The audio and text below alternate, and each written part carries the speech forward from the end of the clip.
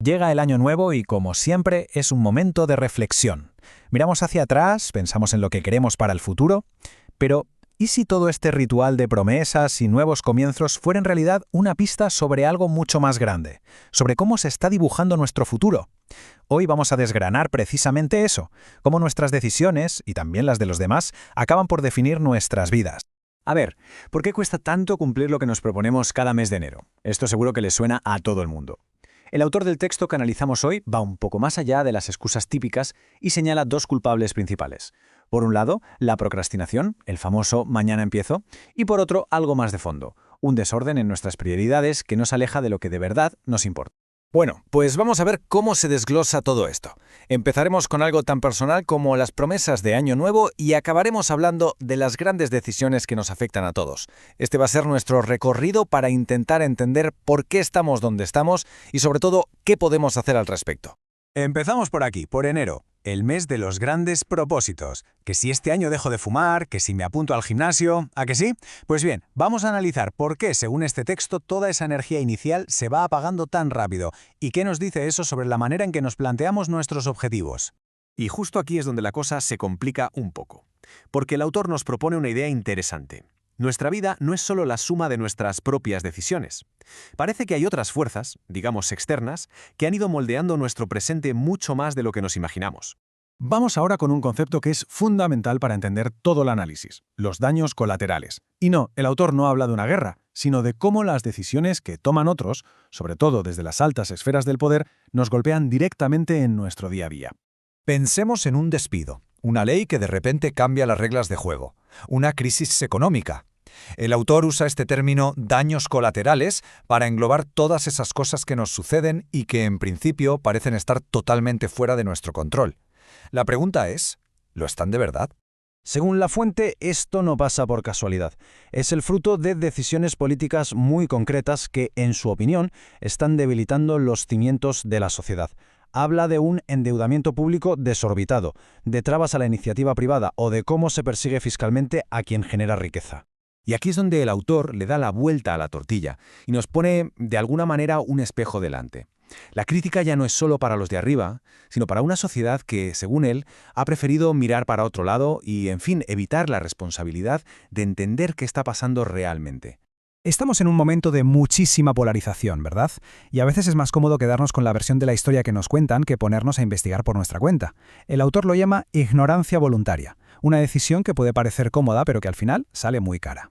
El texto nos lanza esta pregunta, así, a bocajarro, para que espabilemos. Nos hemos acostumbrado a oír hablar de la deuda pública como si fuera un concepto abstracto, un número más en las noticias. Pero el autor nos recuerda que cada euro de esa deuda va a tener consecuencias muy reales en nuestras vidas. Y con esto llegamos al meollo de la cuestión. Una cosa son los culpables, quienes toman las decisiones, y otra muy distinta a los responsables. Para el autor, la responsabilidad final es de una sociedad que, en cierto modo, permite que el barco se hunda mientras se distrae con el paisaje. Para entender lo que pasa ahora, el análisis nos propone echar la vista atrás. Y lo que vemos es un patrón que se repite una y otra vez. Crisis económicas que no son un rayo en un cielo sereno, sino más bien una historia que parecemos empeñados en no aprender. Lo más interesante de esta cronología es que no son solo fechas en un libro, son momentos que han marcado a generaciones enteras, desde la crisis del petróleo de los 70, que seguro que muchos recuerdan, hasta el batacazo de 2008, que nos tocó vivir a casi todos en primera persona. Así que la gran pregunta es, ¿con todo esto, hemos aprendido algo?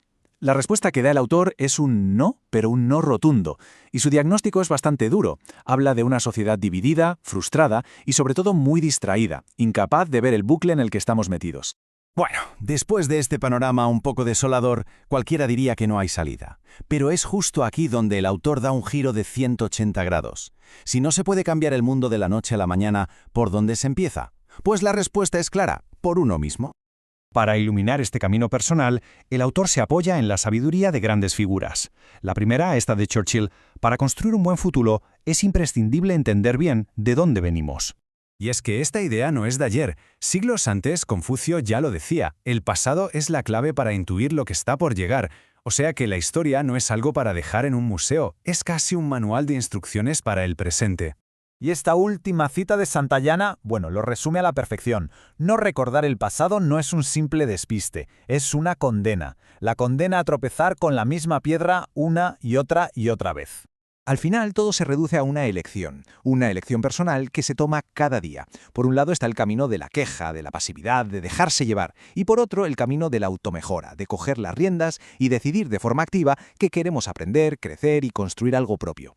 Y esta es la idea final con la que nos deja el autor, un recordatorio muy potente de que el futuro no es algo que simplemente ocurre, sino algo que se construye con cada pequeña decisión que tomamos. El poder, al final, está en cada uno de nosotros. Si te ha gustado, suscríbete, dale a me gusta y recuerda, las decisiones de hoy son los resultados del mañana. Hasta el próximo vídeo.